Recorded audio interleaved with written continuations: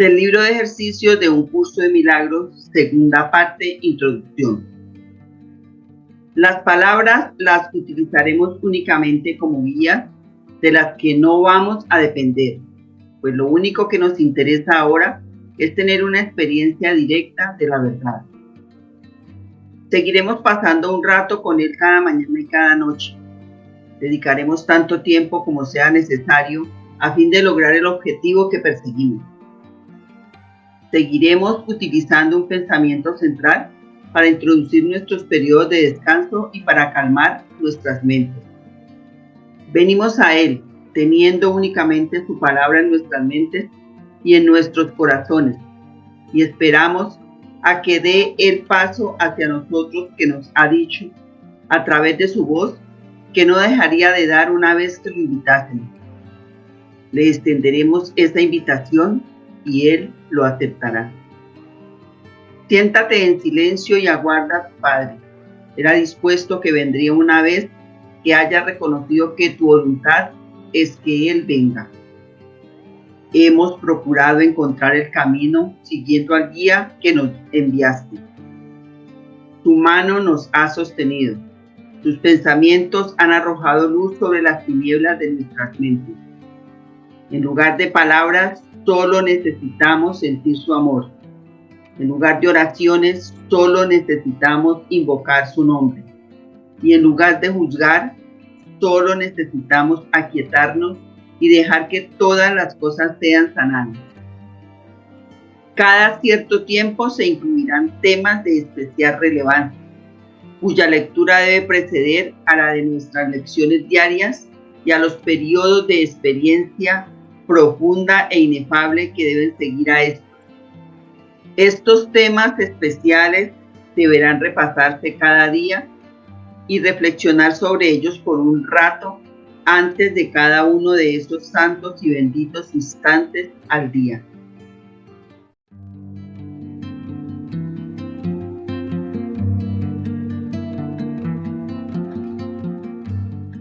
Libro de ejercicios de un curso de milagros. Pregunta 12. ¿Qué es el ego?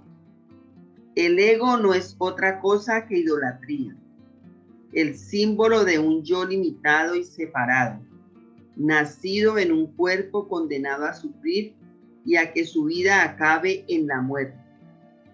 Es la voluntad, entre comillas, que ve a la voluntad de Dios como su enemigo y que adopta una forma en que esa es negada.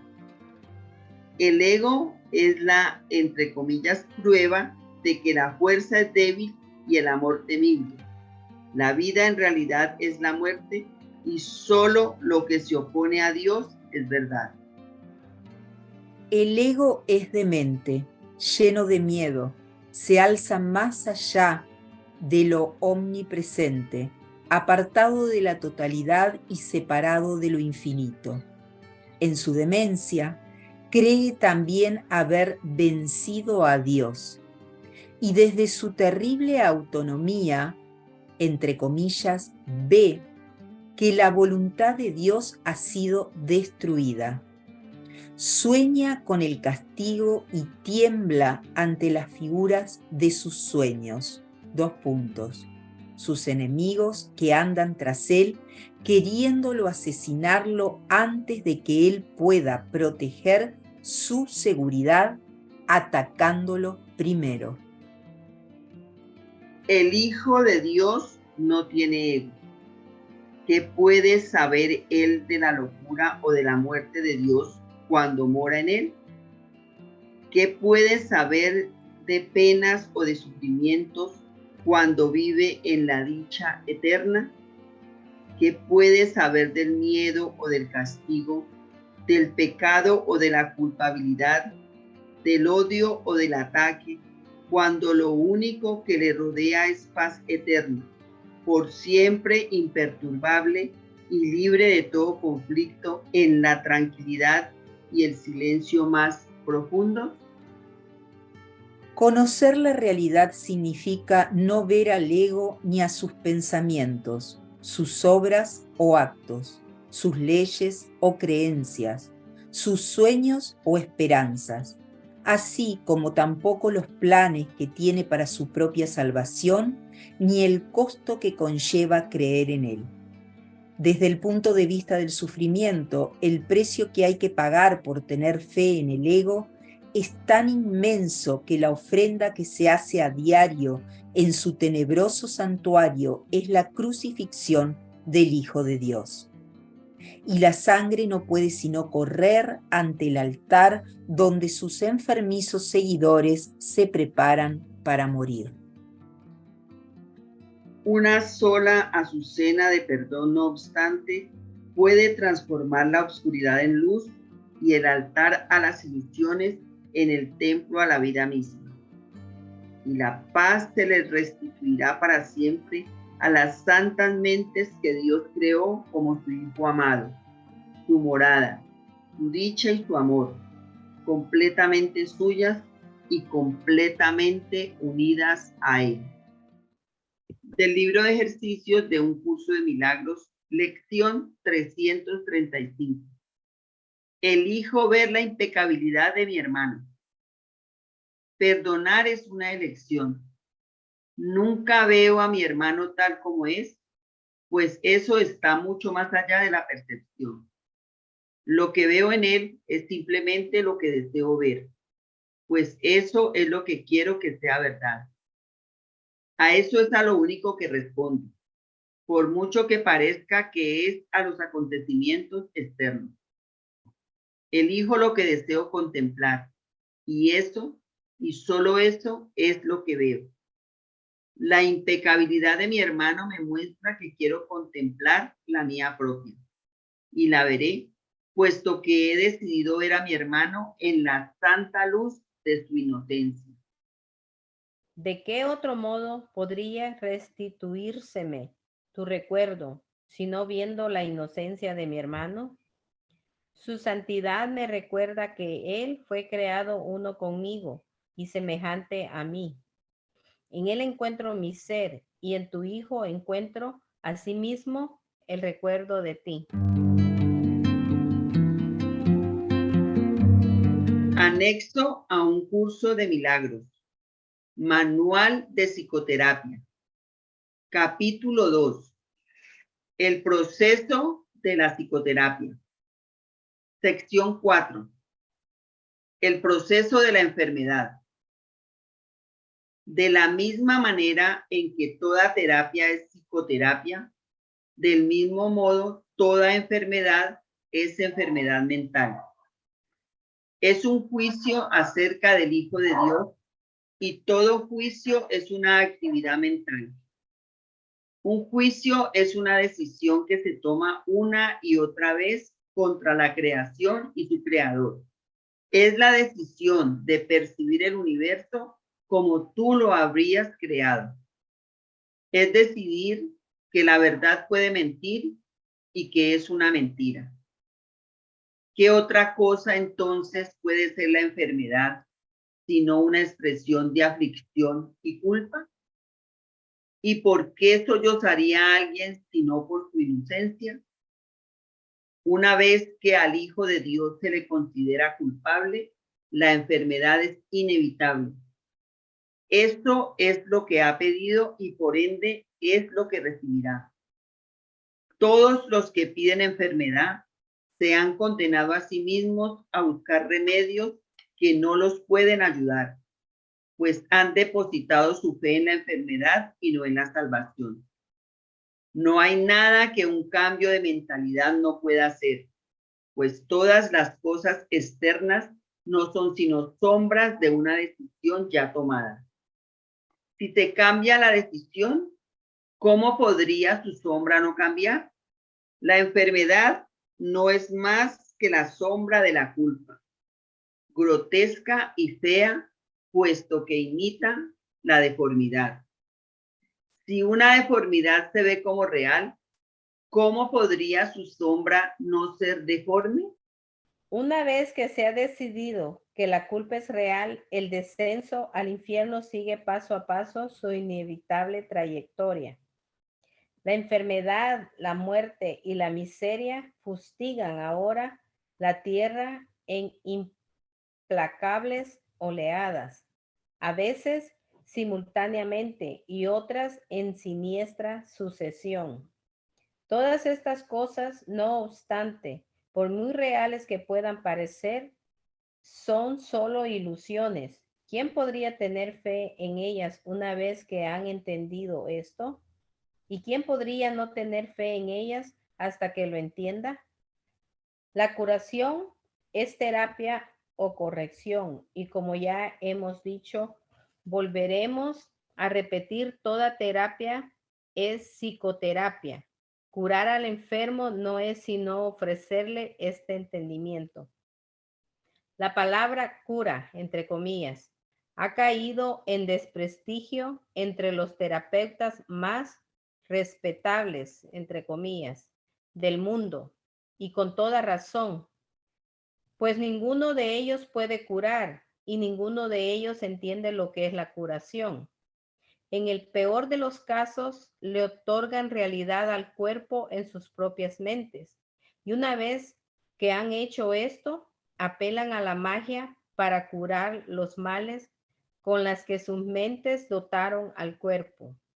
¿Cómo podría este proceso curar? Es ridículo de principio a fin, mas una vez comenzado, del mismo modo ha de concluir. Es como si Dios fuese el diablo y fuera necesario encontrarle en el mal. ¿Cómo podría haber amor allí? ¿Y cómo podría lo enfermo curar? ¿No son acaso estas dos preguntas una y la misma? En el mejor de los casos, es posible que los, entre comillas, sanadores del mundo, y el término sanadores tal vez sea cuestionable aquí, lleguen a reconocer que la mente es la fuente de la enfermedad. Pero su error estriba en la creencia de que la mente puede sanarse a sí misma. Esto tiene algún mérito en un mundo donde el concepto de, entre comillas, grados de error tiene sentido. No obstante, sus curas siguen siendo provisionales o bien puede surgir otra enfermedad, pues mientras no se comprenda el significado del amor, la muerte no se ha superado. ¿Y quién podría comprender el significado del amor sin la palabra de Dios que Él le dio al Espíritu Santo para que fuese su regalo para ti? Cualquier clase de enfermedad puede definirse como el resultado de verse uno a sí mismo débil, vulnerable, malvado y en peligro, y por ende en constante necesidad de defensa. Sin embargo, si el yo fuera realmente así, cualquier defensa sería inútil. Las defensas que se procuran, por lo tanto, no pueden sino ser mágicas. Deben superar todos los límites percibidos en uno mismo y simultáneamente forjar un nuevo concepto propio en el que el antiguo no tenga cabida. En resumen, el error se acepta como real y se lidia con él mediante ilusiones. Al haberse llevado la verdad al ámbito de las ilusiones, la realidad se ha vuelto una amenaza y se percibe como algo malvado. El amor se vuelve temible porque la realidad es amor. De este modo se cierra el círculo contra las, entre comillas, incursiones de la salvación. La enfermedad es, por lo tanto, un error que necesita corrección. Y como ya hemos subrayado, la corrección no puede tener lugar, entre comillas, justificando el error primero y luego pasándolo por alto. Si la enfermedad fuese real, en verdad no podría pasarse por alto, pues obviar la realidad es demencia.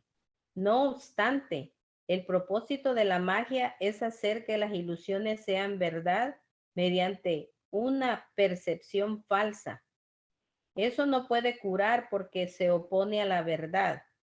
Tal vez una ilusión de salud sustituya la ilusión de enfermedad por un breve periodo, mas no perdurará. Las ilusiones no pueden ocultar el miedo por mucho tiempo, pues este forma parte de ellas. Escapará y adoptará otra forma al ser la fuente de todas las ilusiones.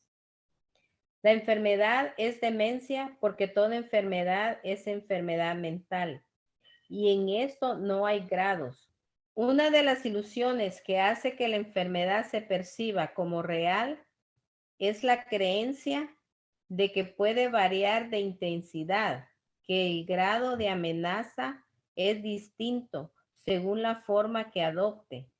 En esto radica la base de todos los errores, pues todos ellos no son más que intentos de transigir al ver solo una pequeña parte del infierno.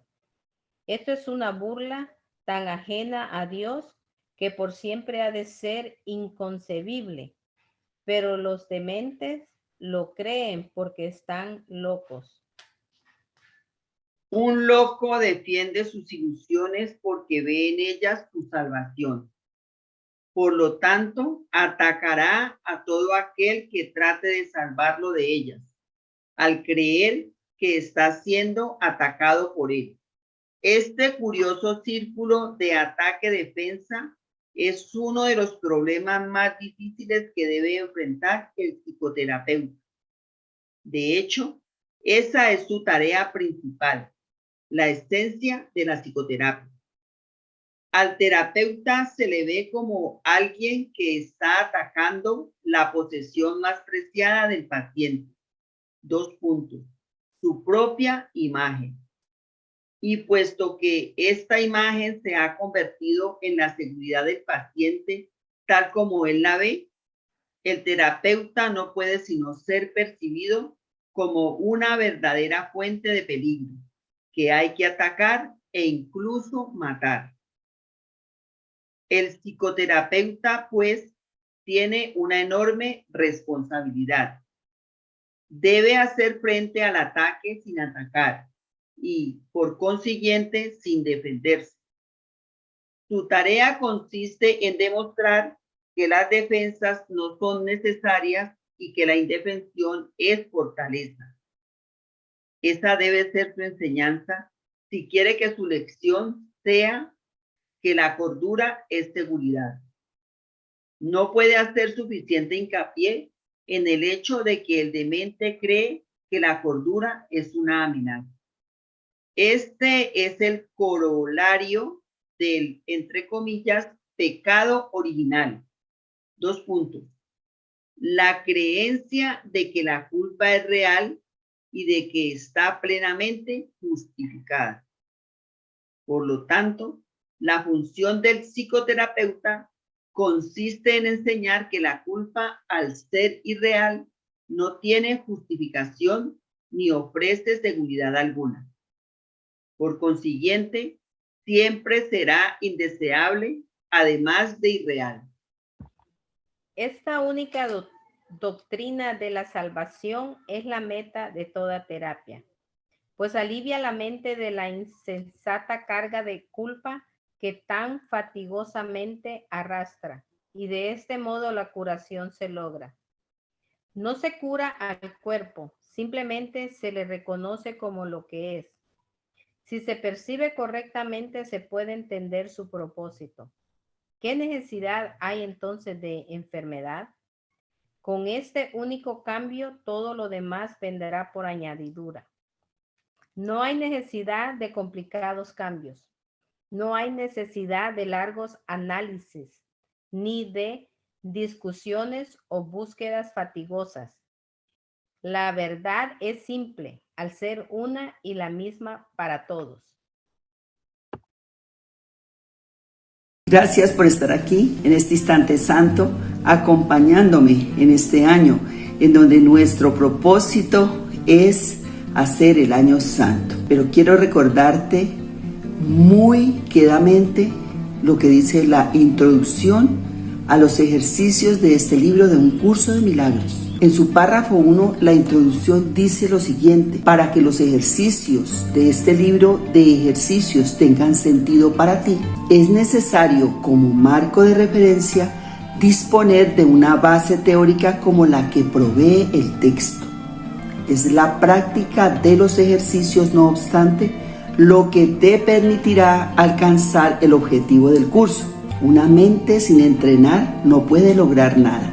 El propósito de este libro de ejercicios es entrenar a tu mente a pensar según las líneas expuestas en el texto. Espero que estés haciendo las lecciones tal cual como se te indica y también que escuches el texto con atención. Recuerda, es Jesús hablándome a ti y hablándome a mí. Siempre serás bienvenido. Nos vemos en un instante.